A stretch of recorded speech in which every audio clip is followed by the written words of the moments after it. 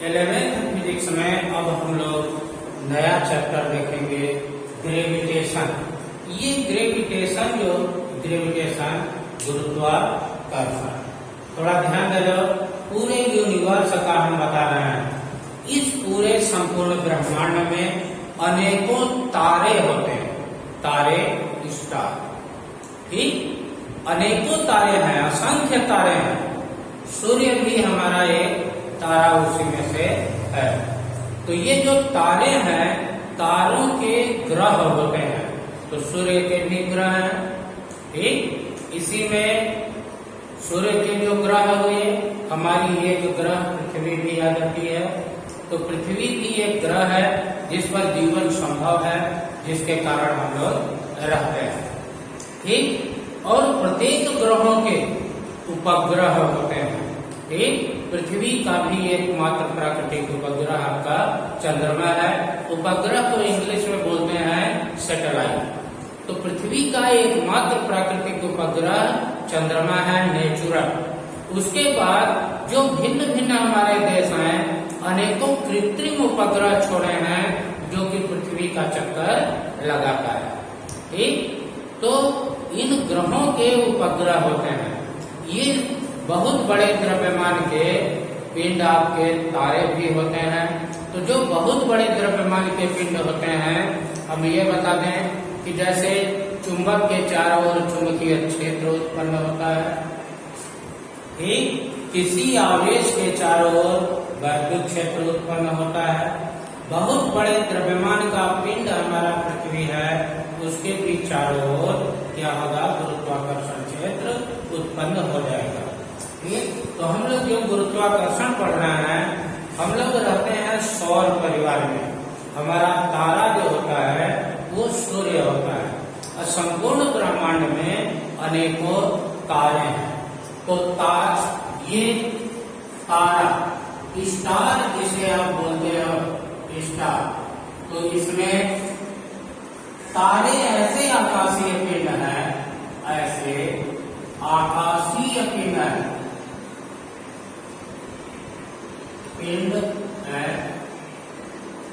जिनमें स्वयं का प्रकाश होता है, जिनमें स्वयं का प्रकाश होगा, प्रकाश होता है। जैसे ये होता है, जैसे सूर्य की तारा, ठीक। सूर्य की तरह, एक बार ध्यान दे लीजिएगा, सूर्य की तरह संपूर्ण ब्रह्मांड में अनेकों तारे हैं। सूर्य का कलर तो पीला श्वेत है, ठीक। तो बहुत से तारे ऐसे हैं जो सूर्य से भी अधिक ताप पर हैं, ठीक।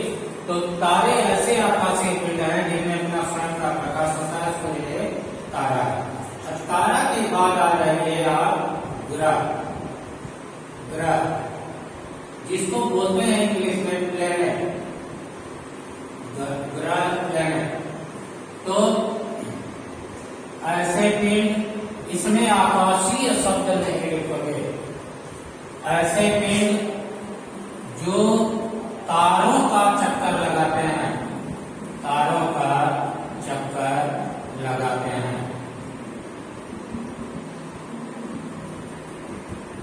उन्हें ग्रह कहते हैं।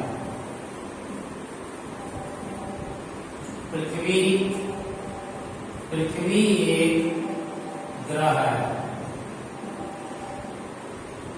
तो जैसे आप 9 ग्रह लेते हो, 9 ग्रहों में जो प्लूटो है आपका, ये क्षुद्र है एक तरह से, ये इसको निकाल दिया गया है।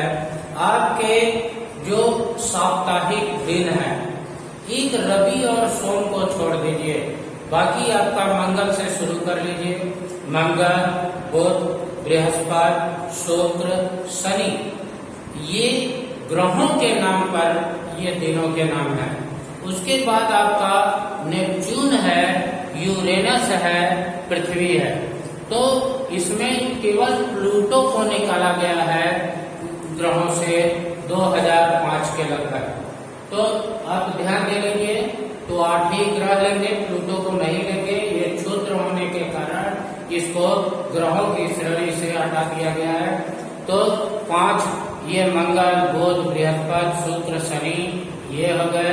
पृथ्वी 6, उसके बाद नेपच्यून और यूरेनस ये आपके ग्रह में आते हैं। मेन हमारी बात यहाँ पृथ्वी से होती है। तो ये पृथ्वी एक ग्रह है जो सूर्य के चारों ओर चक्कर लगाती है। ग्रह के बाद यहाँ पर उपग्रह जिसको हम सैटेलाइट बोलते हैं, ये क्या है? ऐसे पिंड जो ग्रहों का चक्कर लगाते हैं,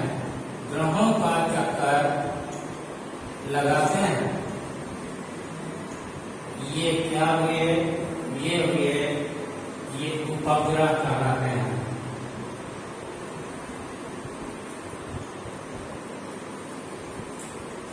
चंद्रमा पृथ्वी का एक प्राकृतिक उपग्रह है।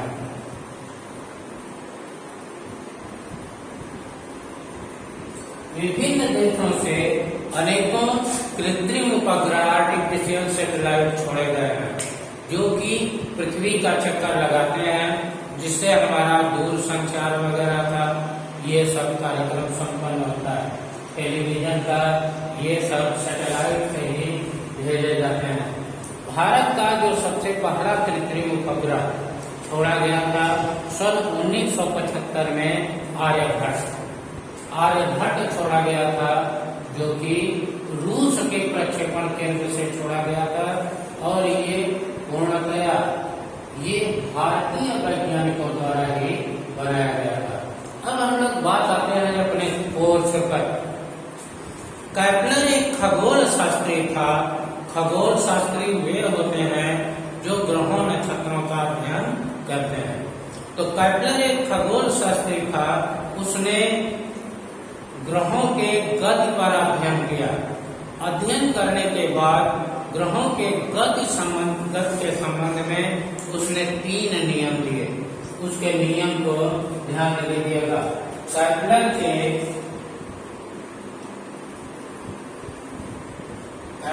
के ग्रहों के गति संबंधी नियम।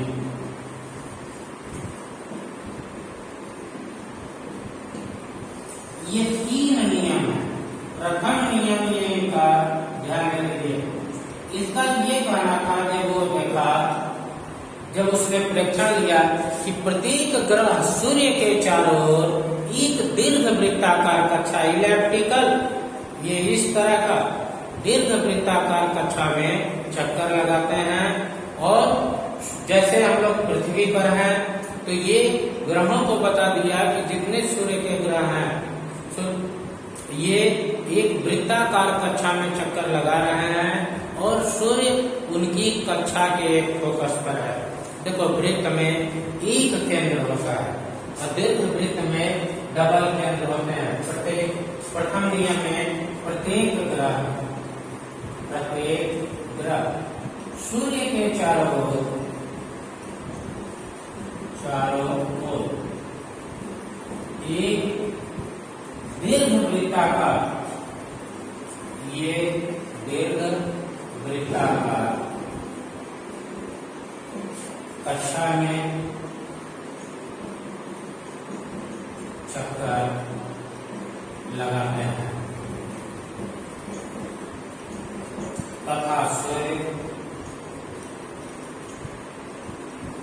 कक्षा की एक फोकस पर रहता है। कक्षा की एक फोकस पर रहता है। तो प्रत्येक ग्रह सूर्य के चारों ओर एक इलिप्टिकल पाथ पर चक्कर लगाएंगे। ये एलिप्स ऐसे बनता है। ध्यान दे लीजिए, एक फोकस यहाँ होता है, एक फोकस यहाँ होता है। तो इसी पर यहाँ पर सूर्य आ गया। ठीक, और ये ग्रह अपना सूर्य के चारों ओर दीर्घ वृत्ताकार कक्षा में चक्कर लगाएंगे और सूर्य कक्षा के एक फोकस पर होगा। उसके बाद दूसरा नियम, ठीक, ये दूसरा नियम। दूसरा नियम क्या है? ग्रहों की क्षेत्रीय चाल नियत होती है। ग्रहों की क्षेत्रीय चाल नियत होगी। ये नियत होगी मतलब ये समान समय में समान क्षेत्रफल पर करते हैं। जैसे ये हुआ आपका, ये यहाँ पर मान लीजिए ये सूर्य है, ठीक, तो 5 मिनट के अंदर मान लीजिए ये एरिया आ गई, ये से बी तक ये जितनी एरिया ठीक उतने ही इक्वल टाइम इंटरवल में ये इतनी एरिया ये सी और बी के बराबर लेगा। मतलब कि समान समय में ग्रह समान क्षेत्रफल पार करता है। Area of S A B ये इक्वल टू एरिया ऑफ ये सी एस डी। ये और तीसरा नियम क्या है? ग्रह के परिक्रमण काल का वर्ग। ग्रह के परिक्रमण काल का वर्ग। सूर्य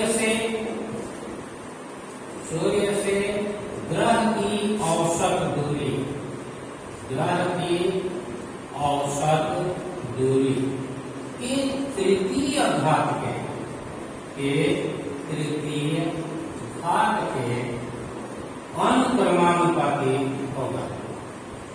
अनुक्रमानुपाती होगा। ये टी स्क्वायर डायरेक्टली प्रोपोर्शनल की जगह के ले लोगे AR क्यू। तो ग्रहों के गति संबंधी कैपलर के जो नियम थे ये 3 नियम है, ठीक। अब इस पर आगे काम करेगा आपका, इस पर न्यूटन आएंगे, वो कैपलर के नियमों से कुछ निष्कर्ष निकालेंगे। निष्कर्ष निकाल करके अपना गुरुत्वाकर्षण का नियम लेंगे, जिसमें हम लोग गुरुत्वीय त्वरण और गुरुत्वाकर्षण बल ये इन सबों का अध्ययन करते जाएंगे। ठीक में ये पृथ्वी बहुत बड़े द्रव्यमान का पिंड है। पृथ्वी का द्रव्यमान जो है वो 6.4 × 10⁻24 kg है। ये बहुत बड़े द्रव्यमान का पिंड है, जिसका अपना गुरुत्वाकर्षण क्षेत्र है। यही पृथ्वी के गुरुत्वाकर्षण का ही उसमें और भी बहुत सी भौतिक राशियां, गुरुत्वीय विभव, गुरुत्वीय स्थितिज ऊर्जा, पृथ्वी पर पलायन वेग, ये बंधन ऊर्जा ग्रहों की, ये सब कुल ये इसी चैप्टर में आपको अध्ययन करना है। ठीक, ओके।